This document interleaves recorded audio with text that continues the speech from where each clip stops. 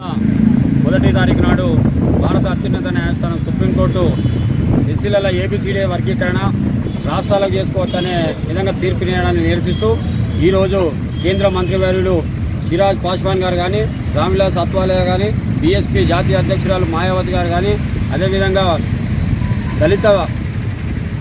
Doctor Babasaheb Ambedkar యొక్క ఆలోచన విధానాన్ని ఉనికిపుచ్చుకున్న ప్రతి ఒక్కరు భారతదేశంలో ఉన్న ఎంపీలందరూ ఈరోజు సుప్రీంకోర్టు తీర్పును వ్యతిరేకిస్తూ ఢిల్లీలోని జంతర్ మంతర్ వద్ద నిరాహార దీక్ష చేస్తూ బహిరంగ సభ నిర్వహించడం జరుగుతుంది. వారి యొక్క బహిరంగ సభకు మద్దతుగా ఈరోజు వరంగల్ జిల్లా జాతీయ మాల మానాడు రాష్ట్ర కమిటీ ఇచ్చిన పిలుపు మేరకు ఈరోజు వరంగల్ జిల్లా కమిటీ మరియు అనంకొండ జిల్లా కమిటీ రెండు జిల్లా కమిటీల వారి యొక్క ఆధ్వర్యాన ఈ యొక్క నిరసన దీక్షను చేయడం జరుగుతూ ఉన్నది. ఈ సందర్భంగా మేము తెలియజేస్తూ ఉన్నాం,